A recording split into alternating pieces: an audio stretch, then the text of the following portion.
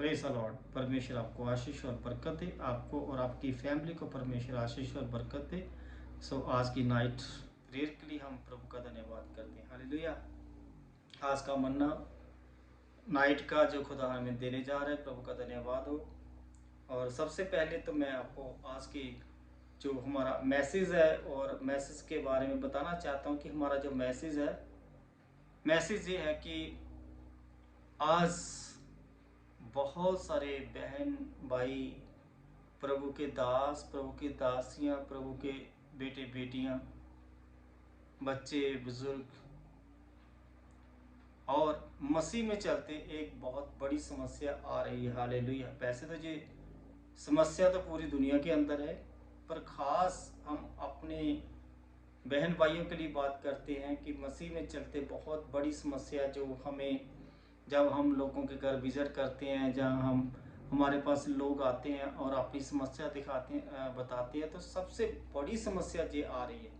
बाकी छोटी छोटी समस्या, सबसे बड़ी समस्या ये आ रही है कि जब हम मसीह में चलते हैं तो सबसे बड़ी बात यह है कि हमारे अंदर परमेश्वर का वचन नहीं है। हालेलुया। मैं तो ये कहूँगा कि वचन नहीं है। उनका कारण क्या है?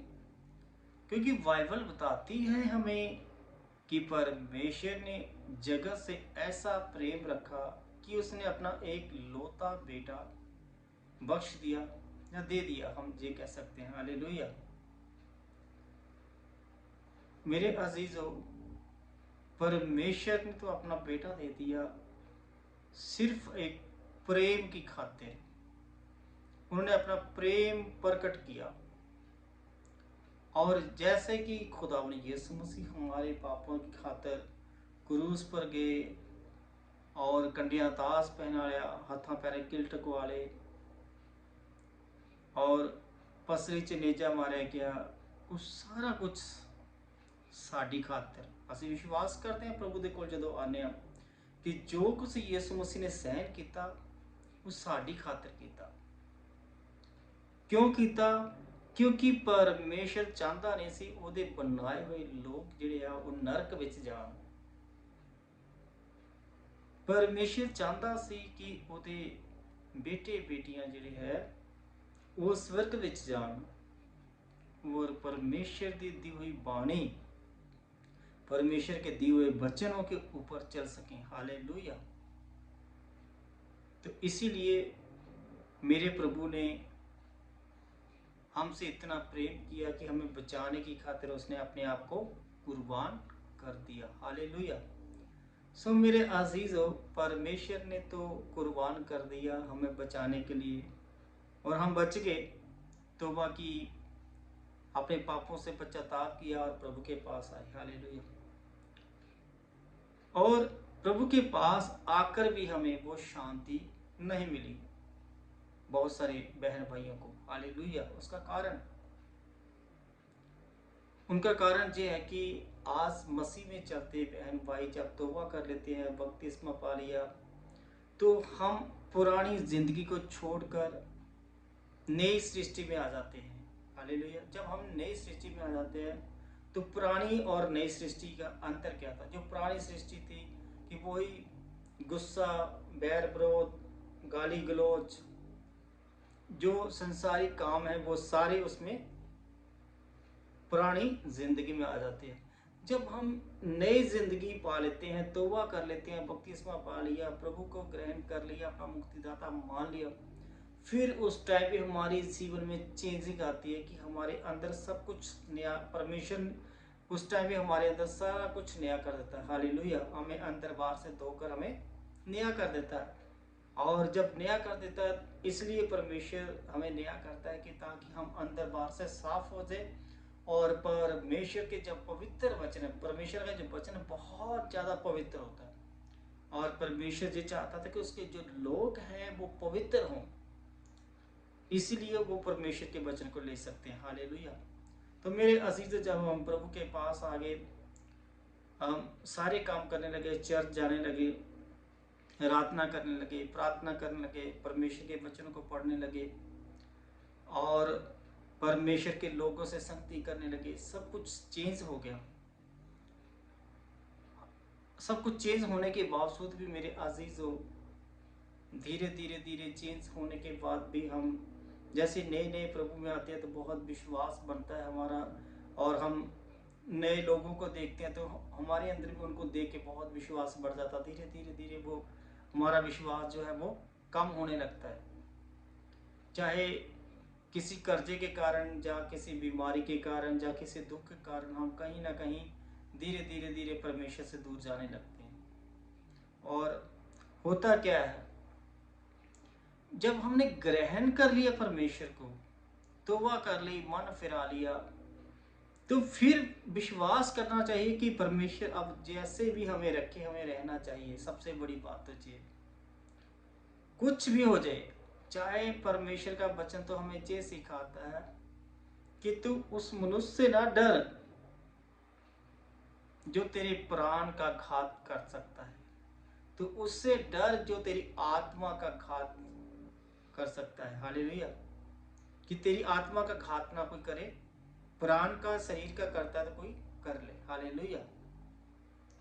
सो आज क्या है कि हर एक, मैंने जो अपनी लाइफ में अभी प्रभु की सेवा में चलते चलते मैंने देखा, मसीह लोगों में, खास तौर पे मैं अपने बहन भाइयों की बात करता हूँ, क्योंकि अब हम पुरानी जिंदगी छोड़ के आ गए हैं, अपने सारा कुछ छोड़ के आ गए, प्रभु के पास आ गए हैं। तो अब मसीह में जितने बहन भाई है वही हमारी फैमिली है, वही हमारे परिवार है, वही हमारे लिए सब कुछ है। और जब हम अपने मसीह में अपने बहन भाइयों के साथ आए तो क्या देखा कि आजकल सबसे बड़ी बात यह है कि तौबा कर लिया, मन फिरा लिया, कई बार तो जहाँ तक कि हमने देखा इतने विश्वासी होने के बावजूद भी हमारे अंदर एक चीज अभी तक नहीं गई जो सबसे ज्यादा खतरनाक है। वो कौन सी ऐसी चीज है जो परमेश्वर से दूर करती है? आज एक विश्वासी तौबा करता है, मन फिरा लेता है, चर्च जाता है, बाइबल पढ़ता है, उपवास करता है, और अपना टाइट भी पूरा पूरा वो देता है। वो अपने सब कुछ वो परमेश्वर को देता है जो उसको देना चाहिए, लेकिन एक चीज उनके पास है जो अभी तक वो देता नहीं है। वो कौन सी चीज है? वो है उनका मन जो क्रोध से भरा हुआ है। मेरे आशीषों, हमारे अंदर जो गुस्सा है उनको निकालना, आज तक मसीह बहन भाई उस गुस्से को निकाल नहीं पा रहे। मैंने देखा बहुत सारे मसीह घरों में बहुत ज्यादा क्लेश। आज तलाक क्यों हो रहे हैं? मसीह लोगों के तलाक नहीं होने चाहिए, पर आज तलाक हो रहे हैं। बहुत सारे परमेश्वर के दास, परमेश्वर के दासियों के बच्चे जो है उनके भी तलाक हो रहे हैं, और प्रभु के दासों के भी तलाक हो रहे हैं, प्रभु की दासियों के भी तलाक हो रहे हैं। ये बहुत गंभीर समस्या है, और इस समस्या का परमेश्वर से मैंने प्रार्थना किया, तो आज परमेश्वर ने मुझसे बातचीत की और इस समस्या का परमेश्वर ने मुझे हल बताया। मैंने प्रभु से प्रार्थना की कि प्रभु जी ऐसा क्यों हो रहा, मसीह लोगों के बीच में इतनी नफरत, इतना गुस्सा, इतना बैर विरोध, इतना क्रोध क्यों है? तो प्रभु ने कहा कि आज तक जो लोग पश्चाताप तो कर चुके हैं, पर लेकिन अपने गुस्से को अभी भी अपने अंदर रखा हुआ है, अपने गुस्से को खत्म नहीं करते। क्योंकि हमारे अंदर जब प्रभु में आ गया तो फिर हमारे अंदर वो मैं नहीं रहनी चाहिए, क्योंकि ये दो कारण से आती है। ये क्रोध, गुस्सा, ये दो कारण से आता है। एक तो उन बहन भाइयों को गुस्सा आता है या क्रोध आता है कि जो उनके हालात ऐसे बन जाते हैं, कई बार की बीमारी के कारण या गरीबी के कारण। तो वो जब गरीबी और बीमारी आ जाती है उसके कारण भी इंसान के हालात ऐसे गुस्से वाले, क्रोध वाले बन जाते हैं। या फिर उसके बाद दूसरे नंबर पे गुस्सा उनको आता है जब इंसान के पास बहुत सारा पैसा आ जाता है, बहुत सारा बिजनेस आ जाता है, बहुत बड़ी सेवकाई आ जाती है, बहुत बड़ी मिनिस्ट्री आ जाती है, तो बहुत सारे लोग आ जाते हैं, बहुत सारी कलीसिया आ जाती है। उस टाइम पे उसके अंदर बहुत गुस्सा आ जाता है, क्योंकि जितनी बड़ी कलीसिया होगी, जितनी बड़ी मिनिस्ट्री होगी, उतना बड़ा काम होगा और उतना ज़्यादा लोग होंगे और उतने लोगों के ऊपर इंसान 24 घंटे हैवी रहता है। उसको डांट रहा है, उसको डांट रहा है, उसको डांट रहा है, उसको डांट रहा है, ये कर गया, वो कर गया, ऐसा करके वैसा। यार, हमारा मकसद कुछ और था, प्रभु का मकसद कुछ और था। प्रभु का मकसद ये था कि मैं पापी को धर्मी बनाने आया हूँ। प्रभु का मकसद था मैं तुम्हें वो पुरानी जिंदगी से, पुराना खमीर को निकालने के लिए आया हूँ। पर आज वो पुराना खमीर नहीं निकल रहा, क्योंकि जब वो ज़्यादा पैसा आने के कारण, ज़्यादा दुनिया आने के कारण, ज़्यादा बड़ा सर्कल बनाने के कारण, वो शैतान जो है वो कहीं ना कहीं काम कर जाता है। अब बाइबल हमें बताती है कि जब यीशु मसीह ने 40 दिन और 40 रात निरंतर प्रार्थना में रहे, तो यीशु मसीह ने परमेश्वर को कैसे पाया।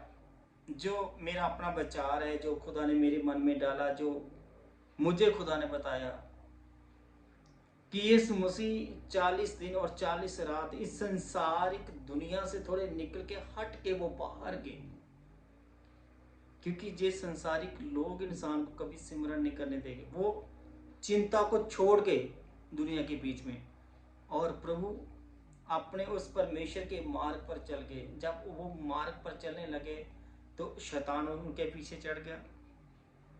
शैतान उनके पीछे चढ़ गया, बार बार उसकी परीक्षा करने लगा। जब यीशु मसीह को भूख लगी तो यीशु ने पत्थर के ऊपर हाथ रखा और शैतान ने वचन में से बात की कि तेरे विषय में ऐसा लिखा है। शैतान ने यीशु मसीह को कहा, तेरे विषय में ऐसे लिखा है कि इस पत्थर को कहे कि रोटी बन जा, तेरी रोटी बन जाएगी। पर यीशु मसीह जानता था कि ये शैतान जो है वो मुझे फंसाना चाहता है, मुझे कमजोर करना चाहता है। पर यीशु मसीह ने कहा नहीं। शैतान ने वचन से बात की और यीशु मसीह ने उनको वचन के द्वारा ही उनको डांटा। और यीशु मसीह ने कहा, जे भी लिखा है, तू अपने पिता परमेश्वर की परीक्षा ना कर। शैतान, तो मेरे से दूर चला जा। मुझे भूख लगी है ना, तो मेरा पिता इंतजाम करेगा।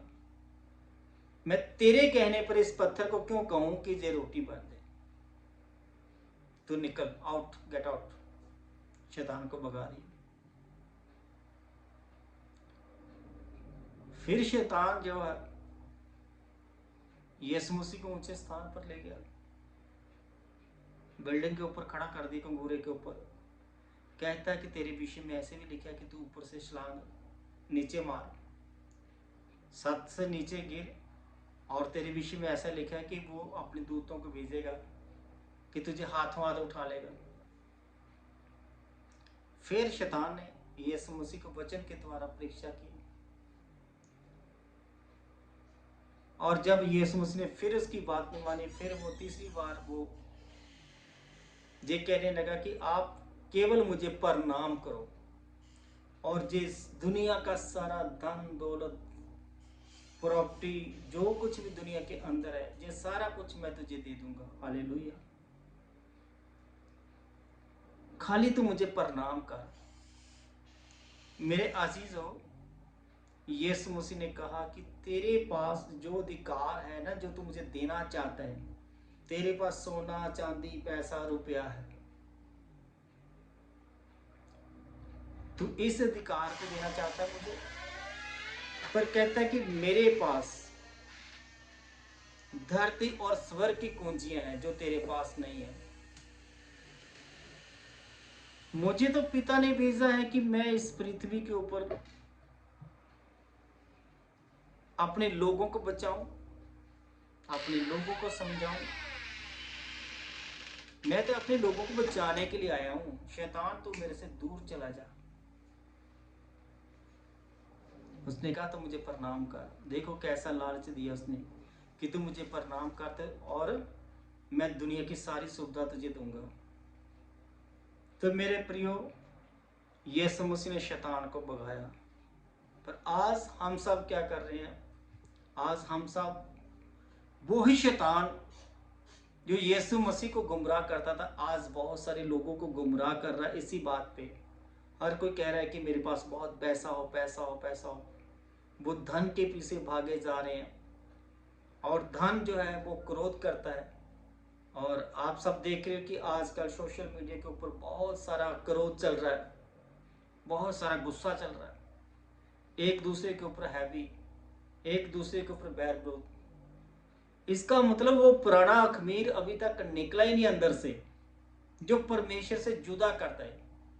और शैतान ने सिर्फ यीशु मसीह को कहा, मैं तेरे से कुछ नहीं मांगता हूं, मैं सिर्फ इतना चाहता हूं कि तुम मुझे हल्का सा प्रणाम कर, कि मैं तुझे धरती का सारा अधिकार दे दूंगा।